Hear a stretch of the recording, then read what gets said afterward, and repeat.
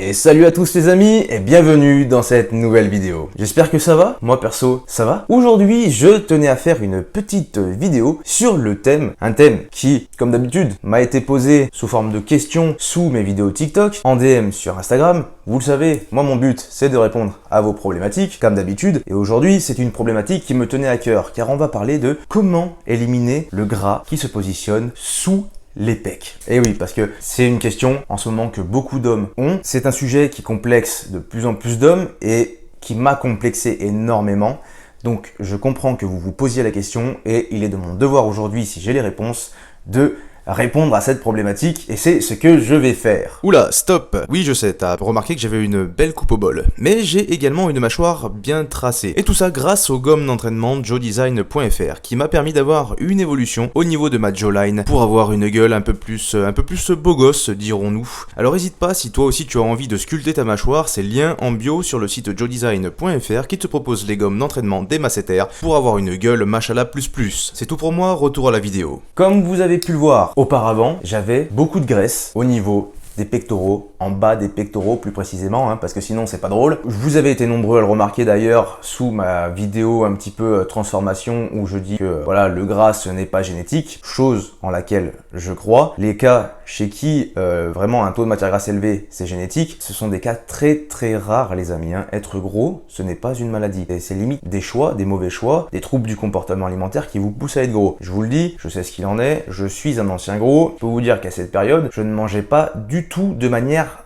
normale. J'étais totalement esclave de la nourriture. Et c'est en devenant esclave de la nourriture et de la surconsommation que l'on devient en surpoids. Donc c'est une parenthèse, on revient à nos moutons, le gras des tétés. Donc comme vous avez pu le voir, j'avais du gras au pec. Comme je suis quelqu'un qui lâche rien, j'ai réussi à en éliminer, on va dire, 80%, comme on peut le voir. Avant, après, voilà, il n'y a pas photo, il n'y a plus de mamelles. Je vais vous expliquer comment j'ai fait pour l'éliminer, mais il faut savoir que ça ne sera pas que ma solution ne sera pas forcément suffisante car vous avez deux cas de figure, deux types de gras si je puis dire sous les pecs et que en fonction de l'un ou de l'autre, la solution que je vais vous apporter ne va pas forcément suffire. Et vous avez de la chance car je vais aller relativement loin dans ma démarche et je pense que ça peut aider certains d'entre vous. Première étape pour savoir quelle solution avoir en ce qui concerne l'élimination du gras au niveau des pecs, c'est savoir si le gras que vous avez au niveau des pecs c'est dû à une gynécomastie ou à une adipomastie. La gynécomastie étant une glande mammaire qui se développe lors de la puberté sous justement votre téton, exactement comme chez une femme. Ça ne veut pas dire que vous êtes une femme, ça veut juste dire que votre corps est câblé de sorte à ce que vous fassiez une glande mammaire. Faut savoir que ça, c'est un problème qui est vraiment multifactoriel. On ne peut pas dire au premier abord, voilà, donc ça c'est dû à un taux d'oestrogène très élevé, c'est dû à un taux de testostérone trop bas, c'est dû à un taux de testostérone trop élevé, c'est dû à la prolactine, c'est dû à je ne sais pas quoi, car il y a vraiment beaucoup de facteurs qui créent ce genre de problème. Parfois c'est une période qui crée ce problème et après tous les facteurs hormonaux se stabilisent. Donc vous voyez, ça sert à rien de trouver la cause du problème existant, mais par contre il faut savoir quel est le problème existant. Ensuite vous avez la deuxième option qui est une adipomastie. Une adipomastie en général, même tout le temps, c'est chez les personnes qui sont en surpoids. Lorsque vous mettez beaucoup de gras sur votre corps, que ce soit sur le ventre, partout, enfin, lorsque vous faites du gras, que vous êtes en surconsommation alimentaire et que vous faites beaucoup de masse adipeuse, votre corps peut en faire, au même titre que sur le ventre, il peut en faire sur les pectoraux. Parfois, il arrive que vous ayez une gynécomastie et une adipomastie en même temps. À ces moments-là, c'est très voyant, vous vous posez même pas la question, clairement, vous vous dites, bon, j'ai des seins, qu'est-ce qu'on fait? Je sais que ça peut toucher certaines personnes. Pareil, ça touche en général les gens qui sont en surconsommation alimentaire. Pourquoi en général les gens qui sont en surconsommation alimentaire ont ce genre de problème? Je le rappelle, j'avais fait une parenthèse dans une précédente vidéo à ce sujet. Lorsque vous avez beaucoup de matière grasse, beaucoup de masse adipeuse, votre corps sécrète une enzyme qui va convertir la testostérone en oestrogène, en hormone féminine. Et le problème qui se pose, c'est que du coup, ça va créer un cercle vicieux parce que votre système hormonal, c'est une boucle de rétroaction. Vous faites de la testo, ça indique au cerveau que vous avez suffisamment de testo, le cerveau arrête de produire ces hormones lutéinisantes, hop, vous avez plus de testo, votre cerveau comprend que vous avez plus de testo, il refait des hormones lutéinisantes, etc., etc.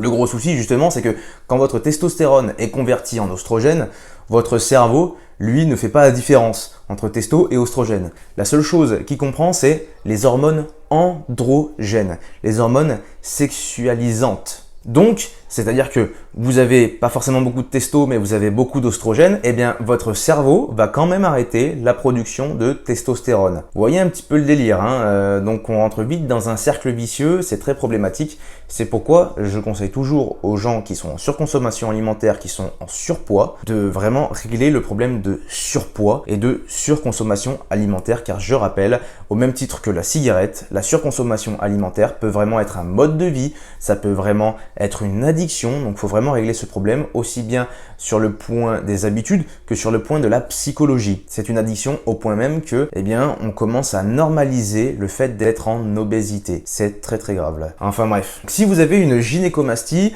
pour la régler, ça va être une opération chirurgicale. C'est une glande mammaire, c'est impossible à enlever. Une fois que c'est créé, une fois que c'est là, eh bien c'est là et elle ne réduira quasiment pas de volume, votre glande mammaire. La graisse qui est à l'intérieur va augmenter, réduire, mais alors la glande mammaire, une fois qu'elle est là, c'est impossible à enlever. L'adipomastie en revanche, c'est très différent. En s'entraînant, en réduisant le taux de matière grasse corporelle, évidemment que ça va réduire également. Donc là de suite, on est un peu plus à l'aise sur le sujet.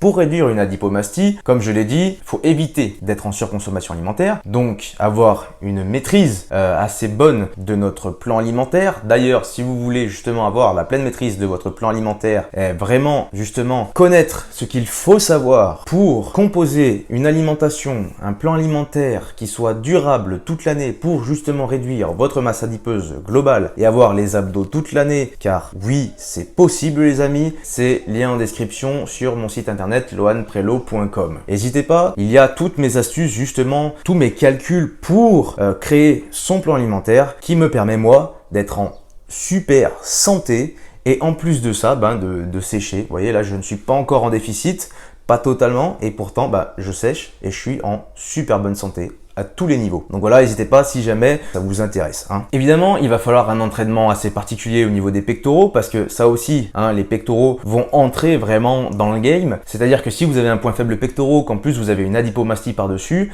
ça veut dire que vous avez un point musculaire qui a du mal à être vascularisé, qui a du mal à être recruté, et donc ça peut faire stagner un petit peu l'adipomastie. Chose qui m'est arrivée personnellement.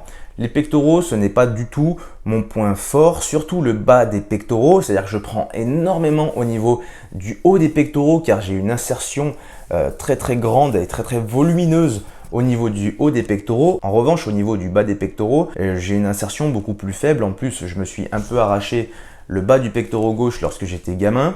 Donc clairement, autant vous dire que c'est pas un point fort du tout. Ça fait stagner l'adipomastie si vous entraînez mal le bas des pecs. Donc je vous conseille personnellement pour entraîner votre bas des pecs et éliminer un maximum d'adipomastie par le principe de justement recomposition physique d'une zone, vascularisation, etc. D'entraîner votre bas de pec du coup à la poulie parce que ça se travaille dans un angle très précis, ça se travaille dans l'angle des fibres et parfois le développé couché ne suffit pas. Personnellement, le développé couché ne me suffit pas si je veux recruter les fibres du bas des pectoraux. Très clairement, je prends tout en haut et je prends tout dans les épaules. Fini. Donc je vous conseille cet exercice là, donc ce sont justement des écartés à la poulie haute où vous allez ramener vos bras vers le bas. Toujours pensez à vos coudes lorsque vous faites cet exercice. Si vous commencez à penser à vos mains, ça peut être la portion longue du biceps qui est recrutée et également vos épaules. Donc toujours pensez aux coudes lorsque vous faites cet exercice. Gardez les scapulas serrés. Les scapulas, ce sont vos omoplates qui sont derrière. Et voilà, vous ramenez au niveau du devant, vraiment dans l'axe des fibres du bas du pectoral. Normalement, vous allez avoir une énorme congestion. Je vous conseille d'ailleurs de faire 3 premières séries avec énormément de congestion, donc avec du 15-20 reps. Vous savez que je le conseille pas souvent ça, de faire de l'isolation et de faire des séries longues. Mais dans ce cas précis, je le conseille car pour recruter par contre, il va falloir vraiment des séries longues. Il faut faire monter l'influx sanguin sur la zone. Et ensuite, vous faites 3 séries un peu plus lourdes où vous essayez de faire 10 répétitions en gardant une tension continue et en gardant un focus sur le bas des pectoraux. Vous pouvez également faire cet exercice-là sous forme un petit peu différente, c'est-à-dire si vous n'avez pas accès à la poulie, vous pouvez le faire avec les haltères. Vous faites de l'écarté en semi-amplitude, ça sert à rien de remonter complètement les bras car vous perdez la tension en fin de mouvement, et si vous perdez la tension sur les pecs en fin de mouvement, vous allez commencer à recruter les épaules et les triceps. Donc je vous conseille vraiment de faire ce mouvement avec cette amplitude-ci, bien que je descende encore un peu trop bas parce que je m'aide de mon avant d'épaule.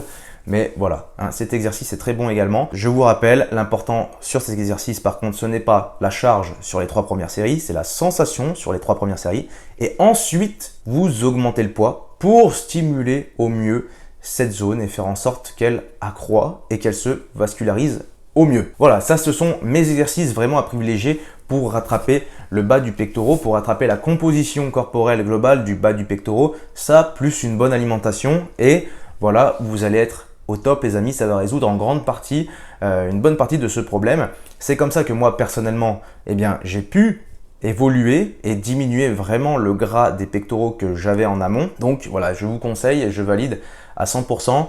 Il ne vous reste plus qu'à appliquer et avoir de la patience, car il faut un petit peu de patience quand même, on va pas se le cacher. Ensuite là, je vais vraiment aborder la gynécomastie. Comme je vous l'ai dit, parfois vous avez la gynécomastie et la lipomastie en même temps. Une fois que vous avez éliminé la lipomastie, voilà, il vous reste encore une boule au niveau du téton en bas du pectoral, forcément. À ce moment-là, ça veut dire que vraiment il reste une gynécomastie et à ce moment-là, il faut consulter un chirurgien plasticien, clairement, car ça ne s'enlèvera pas. Je vous déconseille d'aller voir un médecin généraliste. Je vous conseille, si vraiment c'est quelque chose qui vous préoccupe, d'économiser, parce que c'est une opération qui va coûter de l'argent, et d'aller voir un chirurgien plasticien qui sera pleinement investi dans l'exécution justement de cette opération. Car il faut savoir que je suis allé voir un médecin généraliste qui m'a fait voir un gynécologue, car ce sont les gynécologues qui s'occupent de ça si nous passons par le public, par le domaine du public dans la santé, dans la santé publique justement. Et le gynécologue,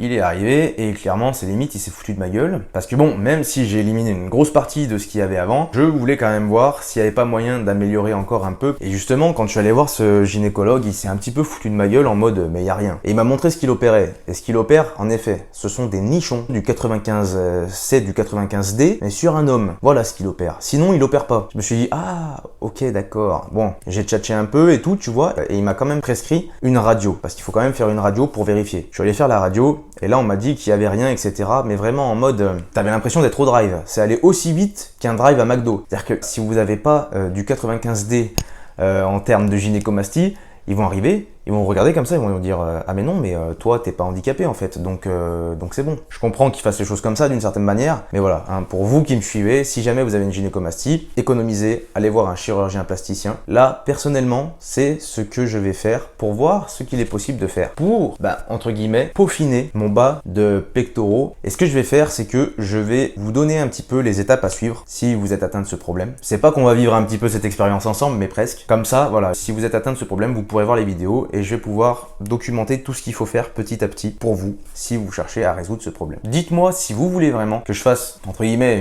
une autre vidéo sur le sujet avant, après le problème, etc. Tu vois, tu me dis en commentaire et je ferai la vidéo pour toi pour voir l'évolution, si ça peut te permettre voilà, de te rendre compte un petit peu du truc. Cette vidéo va s'arrêter là. J'espère qu'elle aura répondu à certaines de vos questions. En tout cas, bon voilà, je sais qu'elle aura répondu à ceux qui m'ont posé la question sur TikTok et sur Instagram. Si ça vous a aidé, n'hésitez pas à liker et à vous abonner. N'oubliez pas que pour avoir une mâchoire de beau gosse, une jawline bien définie, moins de joues, moins de double menton, c'est lien en description que ça se passe sur le site joedesign.fr avec le code en description également. Prenez soin de vous les amis, je vous dis à la prochaine.